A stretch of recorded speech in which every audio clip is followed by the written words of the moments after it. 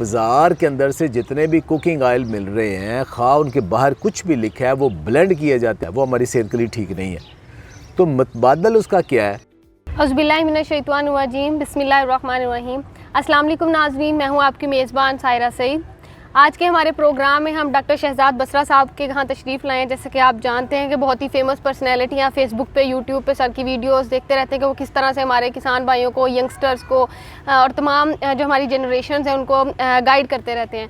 तो आज हम सर से जिस मामले में बात करना चाह रहे हैं, जैसे कि आप सब जानते हैं कि हमारे पास जितनी भी ऑयल सीड क्रॉप्स हैं, तेलदार अजनास हैं, उनकी तकरीबन वो सोइंग हो चुकी है और वो सारी जो है हम तेल के लिए इस्तेमाल करते हैं। हमारी वो बहुत तेलदार अजनास जो है इस पैदावार के लिहाज से कपास के बाद दूसरे नंबर पर आती हैं। लेकिन हमारे किसान भाइयों को इसमें जो बहुत अहम मसला दरपेश आता है वो इसकी मार्केटिंग का है। तो किसान भाई मंडी में लेके जाते हैं, भाव अच्छा नहीं लगता है या बहुत कम दाम लगते हैं, तो किसान भाई बेचते नहीं और 2-4 सालों बाद जो है वो इन ऑयल सीड क्रॉप की प्रोडक्शन जो है वो बंद कर देते हैं, उसको इनकी बवाई करना छोड़ देते हैं, तो जो कि बहुत अहम मसला है। तो आज हम सर से यही डिस्कस करेंगे कि सर हमारे किसान भाइयों की रहनुमाई करें कि वो किस तरह से इसकी मार्केटिंग स्ट्रेटजी जो है वो बना सकते हैं और अपनी जो क्रॉप है उसकी प्रोडक्शन जो है जो प्रोड्यूस है उसको एज अ ब्रांड खुद चला सकते हैं और ख़ुद उसकी सेलिंग और बाइंग कर सकते हैं। जी अस्सलाम वालेकुम सर। वालेकुम अस्सलाम।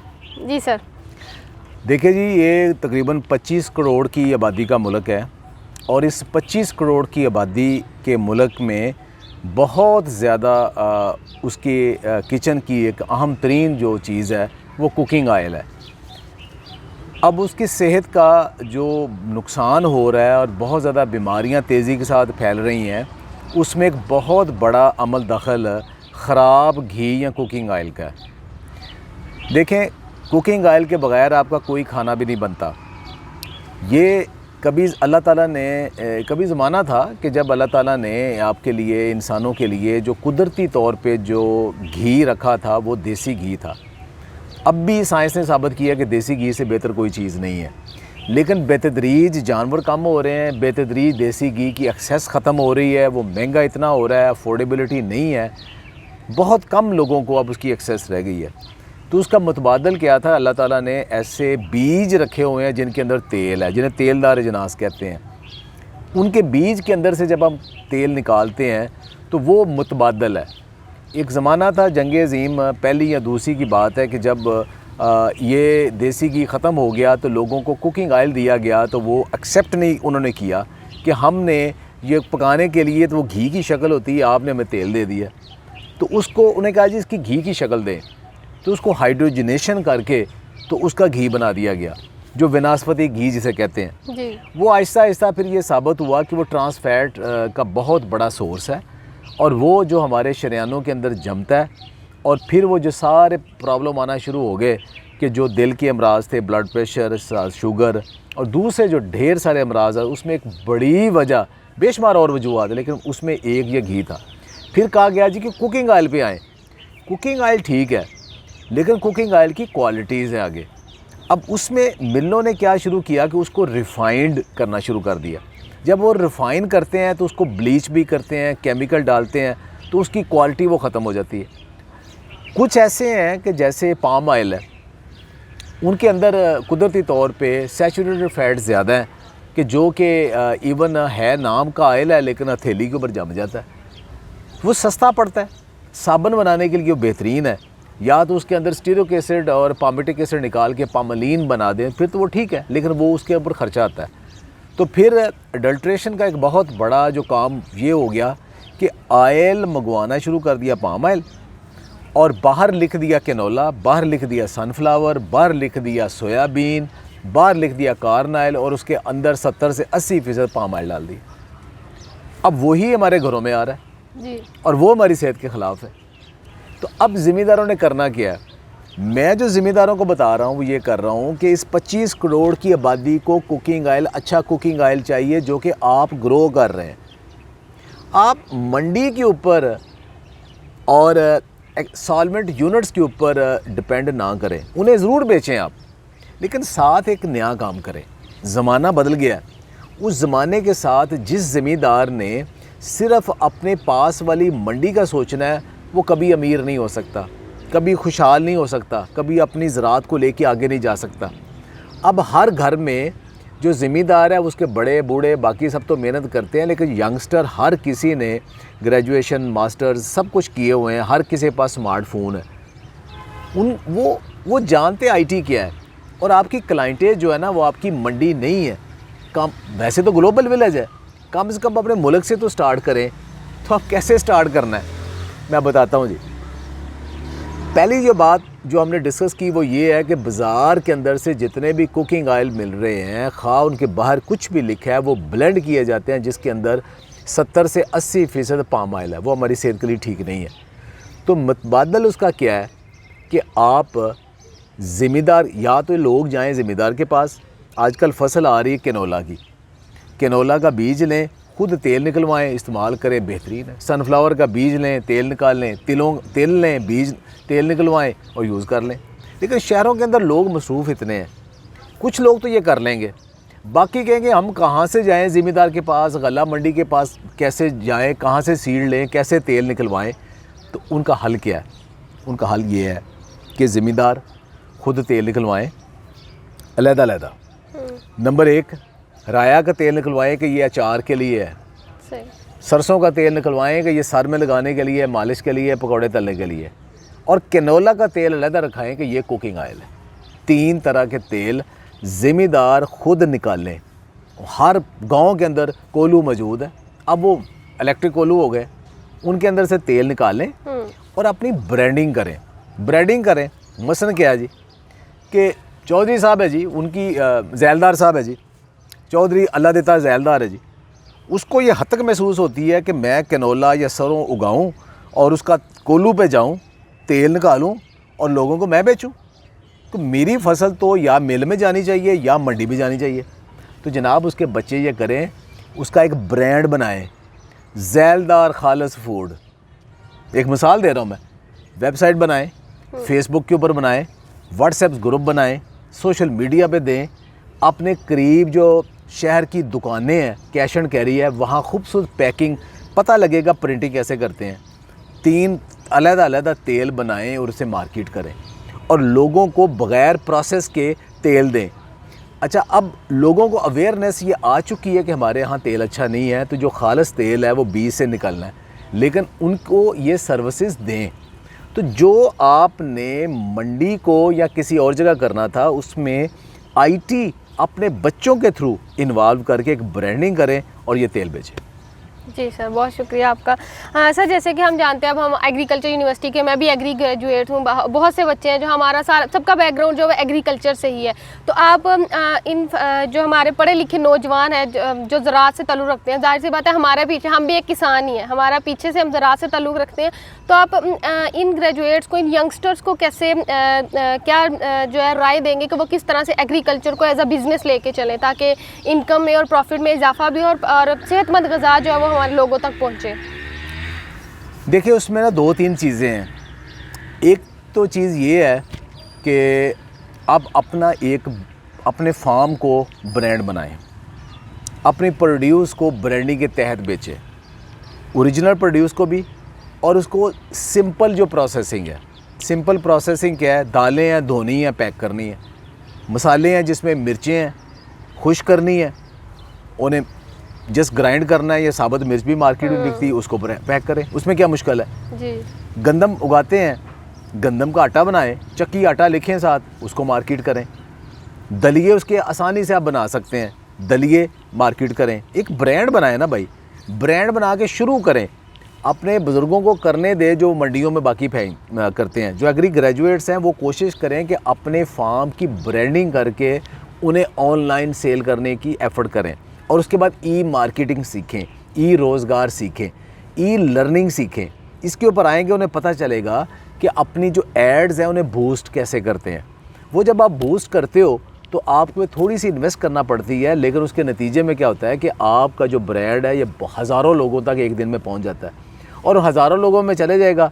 वहाँ से चलो कोई 100-200 लोग भी आपको ऑर्डर कर देंगे, और रोज़ाना अगर आपको 50-60 से 100 लोग ऑर्डर करना शुरू कर दें, आपका एक ब्रांड एस्टेब्लिश हो जाएगा, और उसके बाद आपकी क्लाइंटेज बढ़ना शुरू हो जाएगी। तो इसको सीखें। दूसरी चीज़ ये है कि नौजवान ये करें कि जो प्लेटफॉर्म है बहुत बड़े, जैसे सावी जैसा प्लेटफॉर्म है, कि जो सर्विसेज प्रोवाइड करता है।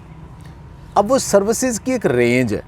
सर्विसेज कैसे, किसानों के लिए सर्विसेज और है, किसानों की वैल्यू एडिशन और है, किसानों को वो गाइड करते हैं कि आप अपनी वैल्यू एडेड प्रोडक्ट्स बनाएं, उसको सप्लाई चेन में लेके आते हैं, किसानों को प्रोडक्शन टेक्नोलॉजी भी देते हैं, किसानों को फिर ये सिखाते हैं कि आपने अपनी जो फसल है उसको किस स्टेज पे कौन सा उसको कीड़ा आ गया, कौन सी बीमारी आ गई है, तो उसका एक क्वेश्चन दे, एक्सपर्ट उन्हें बता देते हैं।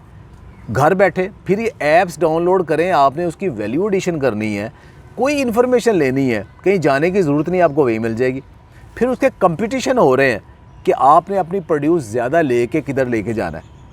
तो या तो इस किस्म के प्लेटफॉर्म उन्हें देखें और उनको ज्वाइन करें, या अपना ऐसा प्लेटफॉर्म और भी हैं, या अपना एक प्लेटफॉर्म बनाएं, लोगों को सर्विसेज भी दें। देखिए, एक चीज़ होता है कि अपनी टेक्निकल एक्सपर्टी देना, एक होता है कि सीधा बिज़नेस अपना एक काइंड की शक्ल में देना। एक एग्री ग्रेजुएट के पास नॉलेज मौजूद है, जो कि एक किसान के पास नई नॉलेज मौजूद कि किस वक्त क्या उगाना है, कैसे उगाना है, कैसे उसको बेचना है, क्या करना है, वो एग्री ग्रेजुएट के पास मौजूद है। वो अपनी सर्विसेज प्रोवाइड करे, लेकिन उसके लिए पहले खुद वेल वर्स्ड होना पड़ेगा, पहले खुद फील्ड से ट्रेनिंग लेना पड़ेगी, फिर ये काम करना पड़ेगा। जी सर। तो जब तक एंटरप्रेन्योरशिप में नहीं आएंगे बच्चे, वो आगे नहीं जाएंगे। अभी तक हमारे लोग यही समझते हैं कि किसी को पक्की नौकरी लग जाए बस। इवन टीटीएस भी यूनिवर्सिटी में आते हैं तो कामते फिरते हैं, यार मुझे बीपीएस रेगुलर मिल जाए, क्योंकि पुराना कंसेप्ट वही है कि सरकार दी नौकरी लग जाए, रिटायर होंगे तो पेंशन मिल जाएगी, अल्लाह अल्लाह खैर सलाह के लगी बंदी के ऊपर। दुनिया में अब ये कंसेप्ट ख़त्म हो रहा है। अब ये आपको नौकरियां नहीं मिलेंगी। अब आपने, यूनिवर्सिटियों ने आपको स्किल देनी है, लेकिन अपने आप को आपने एक एंटरप्रेन्योरशिप, एक बिज़नेस, एक रोज़गार जो है ना, वो अपना खुद जनरेट करना है। जी बिल्कुल, शुक्रिया सर।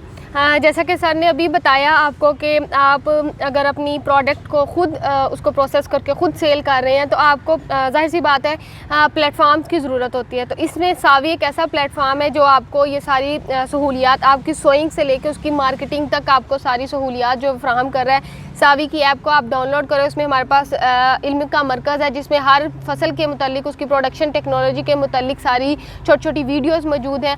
उसके अलावा हमारे पास जो सावी का जो मेन मकसद, जो मेन प्रोडक्ट है, वो माई फार्म है, जिसपे किसान भाई अपना फार्म जो है वो मैप करके अपनी घर बैठे अपनी फसल की सेहत के मुतालिक जानकारी हासिल कर सकते हैं। अगर कोई मसला है, कोई खाद का मसला, कोई पानी का, कोई कीड़े या बीमारी का, और साथ ही हमारे जो माहिरीन ज़राअत हैं वो फ़ौरन विदिन 1 और 1 घंटे के अंदर अंदर आपको आपके सवाल का जवाब इतनी आसानी रसाई किसी भी एग्रीकल्चर एक्सपर्ट के, किसी भी माहिर के पास, कि आपको फ़ौरन चंद घंटों के अंदर आपके सवालात और आपके मसले का हल मिल जाए।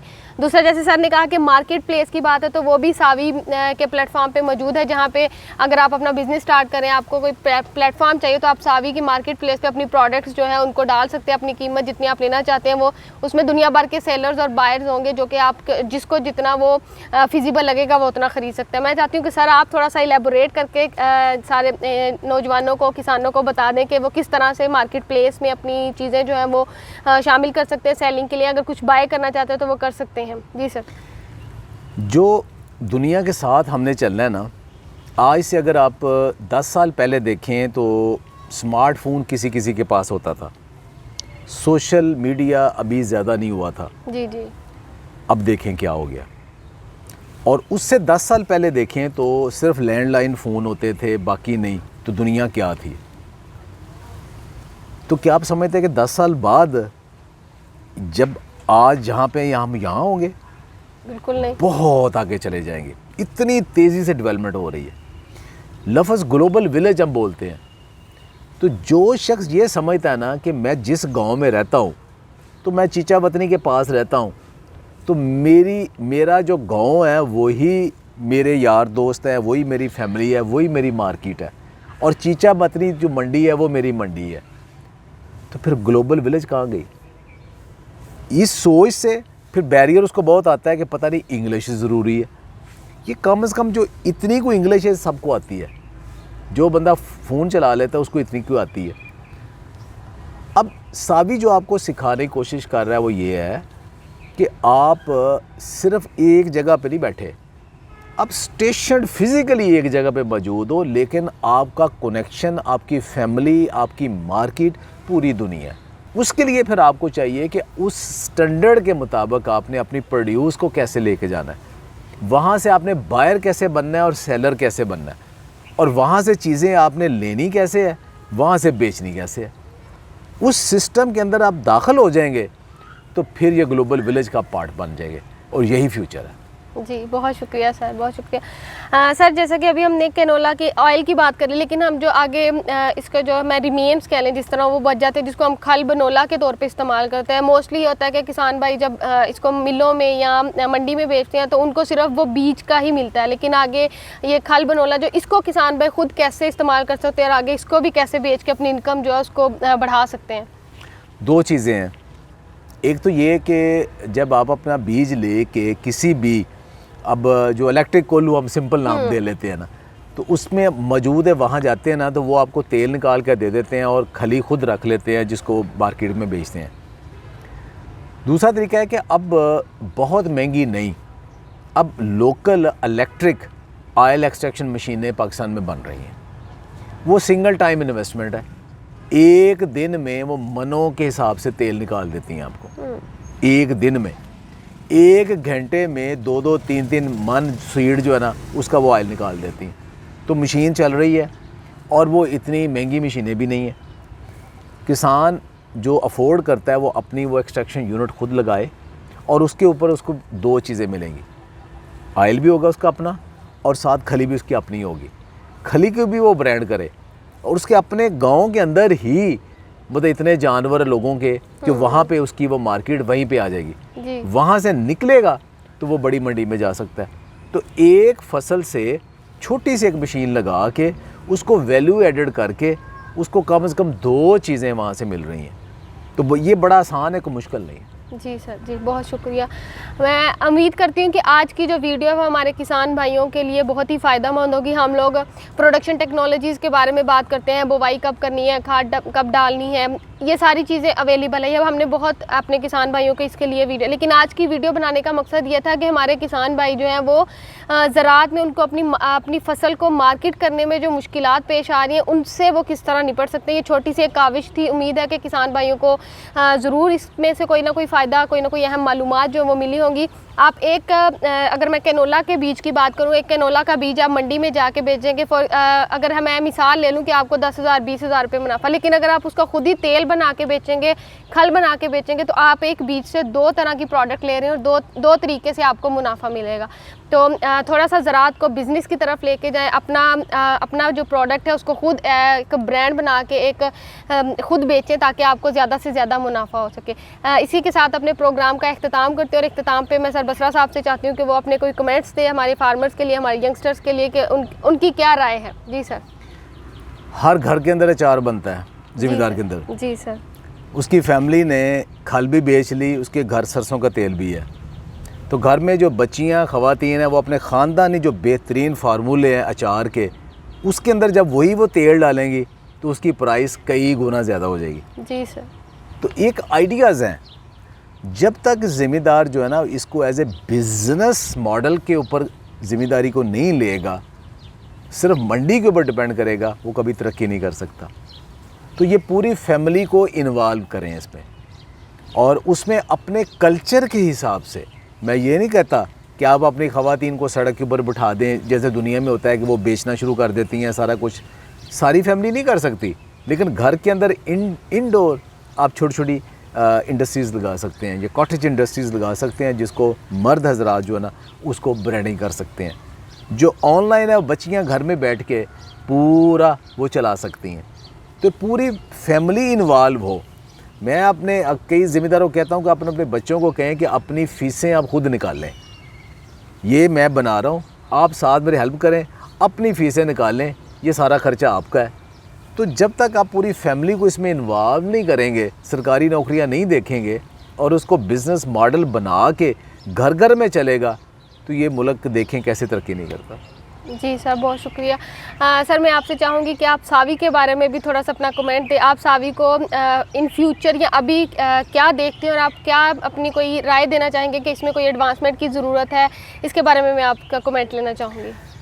देखिए, गवर्नमेंट का एक अपना सेटअप है, बहुत बड़ा सेटअप है। एग्रीकल्चर डिपार्टमेंट, शायद एजुकेशन और हेल्थ और ज़राअत, ये 3 गवर्नमेंट के सबसे बड़े डिपार्टमेंट है, जहाँ इंफ्रास्ट्रक्चर बहुत बड़ा है। और इसमें किसानों को गाइड करने से लेके उसकी सारी जितनी भी टेक्नोलॉजीज़ हैं उनको इम्प्लीमेंट करने में एग्रीकल्चर डिपार्टमेंट काम कर रहा है। लेकिन किसी भी माशरे में सिर्फ़ और सिर्फ गवर्नमेंट सेक्टर के ऊपर ही डिपेंड कर लेना वो सक्सेस नहीं होती जब तक उसमें प्राइवेट सेक्टर साथ ना आए। और प्राइवेट सेक्टर आमतौर पे सिर्फ बिज़नेस के लिए आता है, लेकिन कुछ पैशनेट लोग ऐसे होते हैं कि जो अपनी जेब से लगा के बिज़नेस के नहीं, लोगों को बिज़नेस कराने के लिए, उनको गाइड करने के लिए आते हैं। तो सावी भी एक ऐसा प्लेटफॉर्म है जिसमें डॉक्टर खालिद साहब ने अपनी शब व रोज़ अपनी सारी कमाई इसके ऊपर लगा दी कि एक ऐसा प्लेटफॉर्म बनाया जाए कि जहां गवर्नमेंट ज़रा सोच समझ के रेड टेपिज़म के साथ ज़रा स्लो आती है तो वो फ़ौरन किसानों को वो इन्फॉर्मेशन प्रोवाइड करें। तो जिस अंदाज़ में सावी लोगों को, ज़िम्मेदारों को, उन्हें बेसिक प्रोडक्शन टेक्नोलॉजी और उसके बाद फसल को बेचने से लेके, संभालने से लेके, उसको वैल्यू एडिशन करने तक, आलमी मंडियों तक पहुँचाने में जिस तरह का वो और इंसेंटिव बेस कर रही है, ये रियली अप्रिशिएट इसको मैं करता हूँ। और ये एक बहुत बड़ा ये गवर्नमेंट को एक सपोर्ट है कि सावी जैसा प्लेटफॉर्म पाकिस्तान के अंदर काम कर रहा है और ज़िम्मेदारों को इतना ज़बरदस्त तरीके से गाइड कर रहा है और वो भी फॉर फ्री। तो ज़िम्मेदारों को और बाकी सब लोगों को इसमें से अपना जो है ना वो शेयर नॉलेज के लिए लेना चाहिए और एक ताकि उसकी अपनी भी रोज़गार भी, ज़िम्मेदारा भी और बाकी नॉलेज भी, जो उसकी जो टेक्नोलॉजी है वो सारी इम्प्रूव हो। बहुत शुक्रिया सर, आपके ये अल्फाज हमारी हौसला अफजाई मज़ीद करेंगे कि हम मज़ीद अच्छे और बेहतर अंदाज में अपने किसान भाइयों की मदद कर सकें, उनको ज़्यादा से ज़्यादा मालूमात जो है वो उन तक पहुँचा सकें। इसी के साथ आज के प्रोग्राम का अख्ताम हुआ। अपनी मेज़बान सायरा सईद को इजाज़त दीजिए। इंशाल्लाह अगले प्रोग्राम में नए टॉपिक और नए मेहमान के साथ मिलेंगे। अस्सलाम वालेकुम। मज़ीद मालूमात और बर वक्त आगाही हासिल करने के लिए सावी के तमाम सोशल मीडिया अकाउंट्स के साथ जुड़े रहें और सावी की ऐप को प्ले स्टोर से डाउनलोड करके फ़ायदा उठाएं। शुक्रिया।